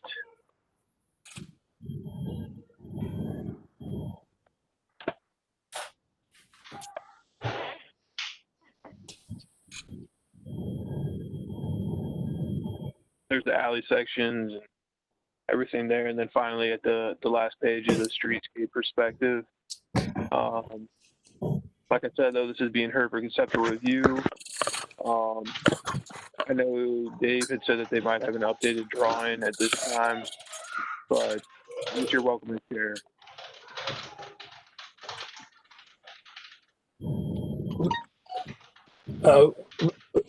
Rhodey, will it be Brett or Bobby? Yeah, it'll be Brett Rhodey here, Dave. Okay. Why don't you jump on, Brett, and talk about this initial design that we were working with a month ago, about the project itself, and then transition, and the input we've received, and transition into what you have today as an update. Okay, sure, yeah. So what you're looking at here is a street view from 9th Avenue, and this is where we originally proposed, or internally at least, to have our parking garage located. And since that time, we've gotten a lot of great input from the neighborhood group and others, and we are now proposing these townhome units on the ground floor. So this is our previous submittal from September 25th, and we have an update on this as well. But the project is a originally conceived, is still as a 6-story project with ground floor residential and some ground floor lobby facing 9th Street.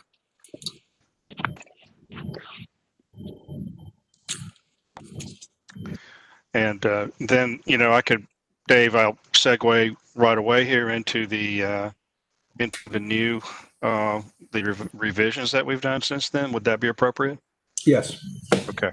Yep. Brett, do you have a site plan also in your updates?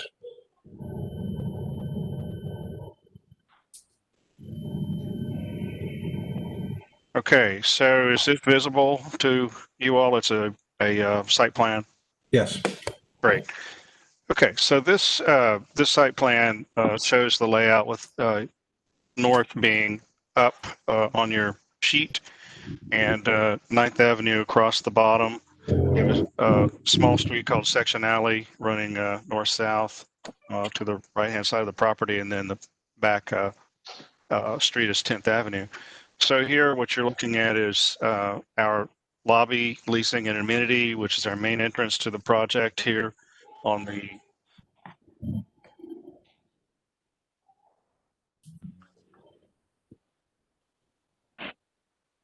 Brett, I think we lost you.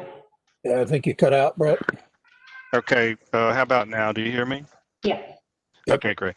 Yeah, so you can see how our parking is completely enveloped by the residential units that wrap the project all the way around, with our lobby and leasing on the far left side of your screen, on the lower left side, which is the western edge of the site. And here we have a sort of typical level. The project has a courtyard in the center with some amenities for the residents. Again, typical upper level with apartment units wrapping a interior court.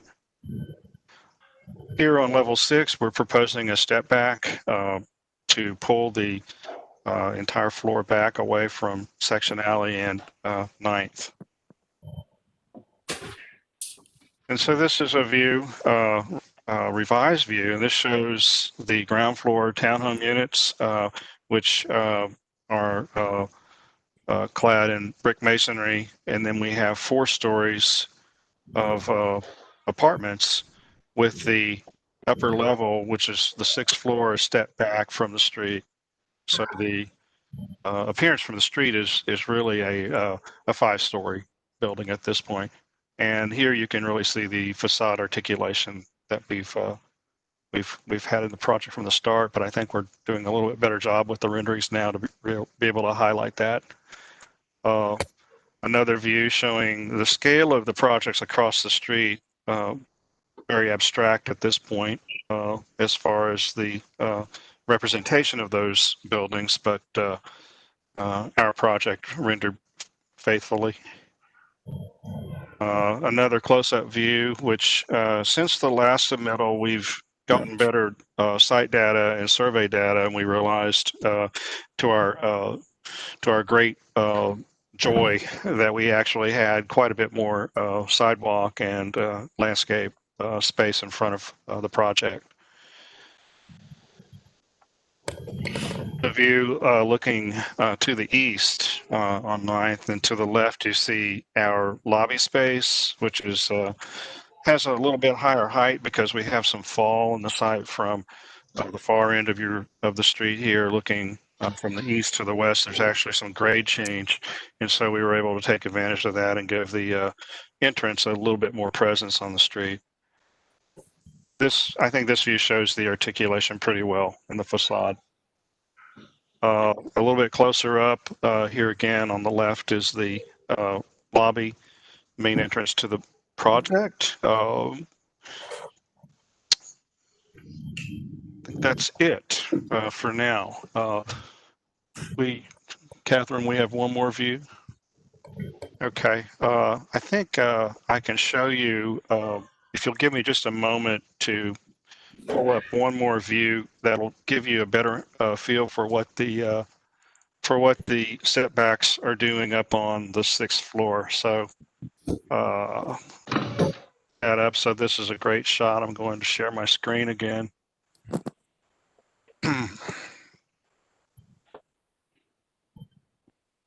Okay, so pardon me here. Okay, so this shows you that step back on the 6th floor. We don't anticipate the railings to be quite as opaque as what we're showing here. We'd like those to really kind of recede and disappear. So this gives you a much better feel for what we're doing with the step back on the 6th floor.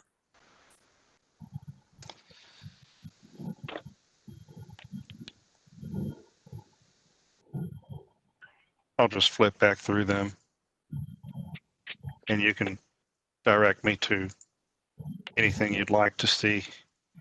Okay. Before we again, commissioners, do you have anything else? Anybody else in your party wish to speak?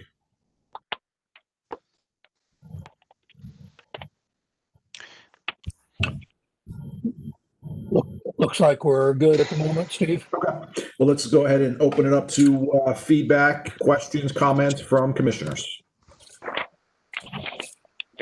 And this is Carrie. A couple of things. So you mentioned that you've got additional distance between the sidewalk along 9th and the building face, which is good to hear, because I was concerned looking at your rendering that, you know, it would be, at least for me, really uncomfortable to reside in one of those townhomes when someone could walk by and literally just reach out and take the window. There's like no setback whatsoever. So do you know what that dimension is? I mean, how much setback, recognizing that the existing structure to the east, the liner of the existing deck, I mean, there's not a lot there, but it's at least a little bit more. So I'm just trying to get a sense of how much more are you able to provide? I don't have the exact numbers, and it does vary just a little bit from east to west on 9th, but okay, but it's more. I think it's about 12 to 14 feet average. Okay. So the second question I've got is the interior courtyard. What level is your pool deck on? On 2 or is it on 3? Pool deck is on level 2. So have you done, I understand why it's there, but that's going to be really, really shady. I mean, even in the middle of summer, it's going to be a shady courtyard. So you're, I guess, may want to scoot as far north as it can to maximize the sun. I would just certainly, I would look at that. Yeah, how much sun you're bringing up a really good point. And this is something we see regularly in our projects, you know, in the student housing world particularly. So we are embarking on sun studies to look at this, and we have some things we can do to open this up a bit on the interior side if we need to. But I appreciate that comment. Yeah, we have this is on level 2, so we have 4 stories above this level. Yeah, 5 stories above this level. 4 stories above. Excuse me, 4 stories above this level. So you're right. Good point. Well, I mean, what's hurting you a little bit is on the latest iterations, you've now wrapped around, I can't see if it's unit D3, which is on the west side of the pool. And I think that was open previously, recognizing you're opening up to an existing parking garage, but at least that's set back. I think there's like an open lot, so you're at least letting a little bit more light in. So I just recommend you look at that. I'm just afraid it's going to be kind of shady. So yes, very good point. Well taken. Other comments or feedback? Yeah, we were very instrumental in the design of the campus partners, the University Gateway building that's right next to this, and it has veneer townhouses on it also to try to cover up a parking garage. And honestly, I do appreciate the fact that you're proposing a building that's going to put a face to cover up the raw edge, eastern edge of the parking garage. But I wonder if this building is more suited design-wise to something like High Street or some other boulevard or something, but not largely in the middle of a neighborhood. and wonder why you would have townhouses and make it look like you don't have townhouses. You know, if you look at the facade to the west on the Campus Gateway building, those are, I think they're stacked townhouses. And you had one elevation that I believe showed it in context. It would help this facade quite a bit if you looked at the rhythm and scale of that facade and try to, at least out at the edge, try to hold some sort of a lower horizontal line than the, what do you have, five stories here. So, you know, I just think that this building needs to be a little bit more human, a little bit more approachable, and a little bit more connected to the residences as it moves east. You know, and I don't have a thought about density and height or whatever at this point. I'm just sort of responding to what I see. But it's perfect example is that view right there. It's just very odd to me that these are townhouses and have this overhang over the top of them and this facade that really doesn't help to differentiate the fact that these are vertical units that are marching down the street. Anyway, that's sort of my first reaction to your design. Okay, the overhang Patrick, is. Sorry, go ahead. I was just going to say the overhang is a little bit of a result of us trying to push the facade back and give more room to the pedestrian, you know, to widen that experience. And but the type of building, the building type here is different than the 3-story or 4-story project that's to the west. It's a denser project, but I think what we've done is mitigated any impact by providing this very high quality ground floor pedestrian experience with landscaping and you know, high quality materials. So, but I understand your point about the form. Yeah, this is Kristen. I think a couple things that when we were looking at this, we tried to say walk-up units. So those first floor units are not townhomes. They're walk-up units. So it's a 2-bedroom flat right there. So, but we haven't gotten quite into all the mix, but I just wanted to make sure you guys understand kind of where we're headed on why that's the case. And what we were really trying to do is just blend some of the traditional with some of the things that are going on in High Street, knowing that this is becoming, a denser area over the last few, 10 years or so with Gateway and some of the other things that Campus Partners has done. So, I definitely agree that we can try to get it to a residential feel. I think I'm looking for you for a little bit more guidance on, the modern mix with the residential and how that's kind of feeling in your minds. I mean, that's maybe a good segue for me to step in. I don't think, if I'm understanding Frank correctly, I don't think he's suggesting a particular aesthetic with regard to traditional versus modern, but I think maybe it's a way of how one treats the mass or bulk. I think, Patrick, remind me, what's the current zoning for the site in terms of bulk? The current zoning is R4 residential. They're looking to, it's pending an AR3 rezoning though. What's the height limit? If they got pending the rezoning, it would be a height limit of 60.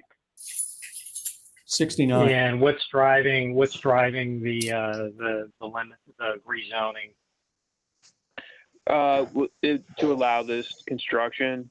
Currently, if they had no rezoning right now, it's recommended for higher intensity residential, which has a height limit of 35.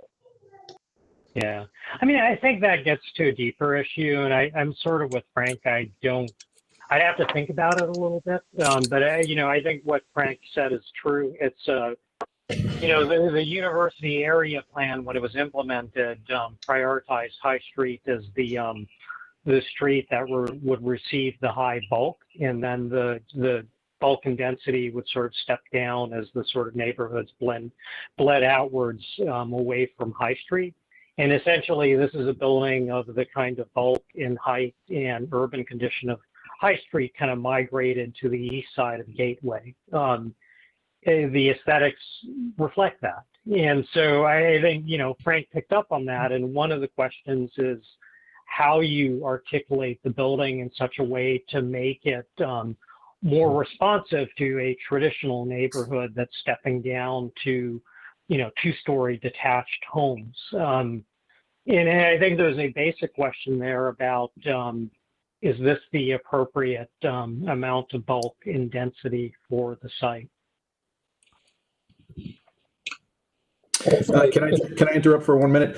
We are supposed to end at 2 hours. It is 6 o'clock, so I'd ask commissioners to give any final feedback, as we're not supposed to, on these calls, go over 2 hours. So any final feedback for the applicant at this time?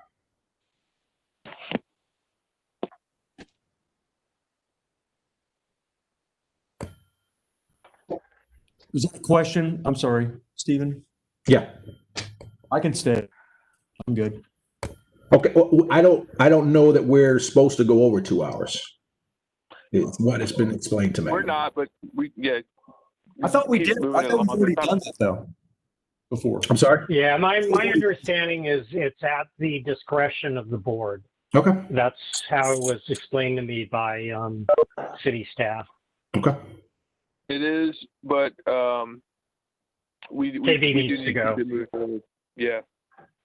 Okay. Hi. Other feedback. I've been on Zoom since 8 a.m. interviewing dean candidates, and I apologize, but I have no more bandwidth. So good luck to you all. I'll see you. We're getting Okay. that blue tan, KB. Other comments or feedback for the applicants? I've been looking at Google Street View. So across the street to the south of your development, it's 4 stories. And that section alley is where it transitions to more of a historic 2-story apartment building. So it is 4 stories, recognizing I don't disagree with the comment about High Street receiving the predominant bulk and then it starts stepping down. But it is 4-story to the south, but it's at the alley where it steps down to much more of a, call it a traditional Wineland Park 2-story walk-up apartment. I mean, I also just have to wonder in general about what this means from a precedent standpoint. The first applicant we saw today is arguing for 85 feet and and it by rights can have 72 feet against a 2-story neighborhood. And we have not been easy on them. So I think in fairness to applicants, I'm not sure I could easily give those guys trouble over 13 feet of zoning variance and then flip over and accept 20 feet of variance here without some concern. Keone, they would need 9 feet of variance in this application. I thought you said it was 69 feet they were looking for. It is, but they're looking to rezone to an H60 zoning district. Okay, I see. And who approves the rezoning to the H60 district? That is, sorry, what was that? So was it? So the rezoning will be heard by Columbus City Council, and the H60 High District would be part of that rezoning. Mm-hmm. Okay, they're going for council variance. We're rezoning. We have 2 applications running: the rezoning and a variance application. I know, Steve, I know you want to wrap up, but let me just say that the R4 district is very unusual for this close to High Street. It's just that no one has assembled these properties to date prior to parallel for redevelopment. But this property absolutely, this assemblage absolutely should be in one of the AR districts. It doesn't get much more core campus than this, and anything north or south would be AR, and in fact, the property to the west, the garage and towards High Street is CPD. The property to the south is CPD with 110-foot height limit on it. So we are, as Rhodey and Parallel have worked through this on modifications, we've had good support from the zoning committee and Wineland Park on the project, but just with a request, I'll say generally two things, to step down the height at Section Alley, because clearly the neighborhood changes at Section Alley, but it's large bulk buildings from Section Alley to High Street, and then to further develop the 9th Avenue facade. And what Rhodey has done has been to that end on the 9th Avenue facade. They can continue to look at with the points made by the board, but everybody seems to be looking at Section Alley as the dividing line between the large bulk and the neighborhood. And so the request of the zoning committee in Wineland Park has been just to step down the height at Section Alley, but there has not been an objection to the project per se. Okay, but overall, if I can just sort of sum what I think, whether it's 3 feet, 5 feet, 20 feet, I'm honestly, I don't know what that means yet, but I do know that this building, as drawn, is more like an office building. It doesn't say anything about residence. It's in a residential neighborhood. I think it needs to be scaled such that it acknowledges that it's housing, not offices. And that doesn't mean that it has pediments and dentals. I'm talking about the rhythm, the scale, the proportions, and that I don't think you have done anything with. I think it's a facade by the yard, and it's just an extrusion that wraps all the way around. And I think you have different conditions to meet on the 3 major sides, and I think you need to design something that does that meets them, acknowledges them. We thanks for your comments, Frank. Rhodey will continue to look at design issues, but what I was saying was in the context of zoning and density, that there's been good support about this is where the bulk, if you will, for lack of a better term at the moment, and the density belongs. Right, but Dave, what I'm saying is that in order to consider the bulk and the density, I for one would like to see a project that that works well in that location, and then talk about how to make it legal. Secondly, okay, I think that there has to be an idea, that it has to be a will to do something, to look a certain way, and then figure out how to get it done from a code standpoint. So I don't see anything compelling yet to support variances for me. On the first project, there was a suggestion of having the Tim Bass meet with you in a business meeting format. Is that something you'd like to do with Rhodey? It's up to everybody else. We've been that applicant, as you know, we have been going back and forth for a very long time, and it has to stop at some point, and we have to figure it out. I believe that I don't know, Keone, what do you think? I believe that we've given some good comment and would like to see, and the neighbors have given some good comment and would like to see some movement on that maybe before we talk, because other than that, we're just drawing on blank paper, and I'm not interested. We don't want to design this for you. We don't need to draw on blank paper. That would be I would tell you that in the future it may be appropriate to do that, but I don't think we have enough to be able to do that. Keone, what do you think? In fairness, I guess I would open the same invitation to them that we offered the previous applicant. Admittedly, the last applicant has gone much, much longer. So, Sure. I think the challenge is going to be the other applicant needs time, and they've been in line much longer, and we probably have to start there.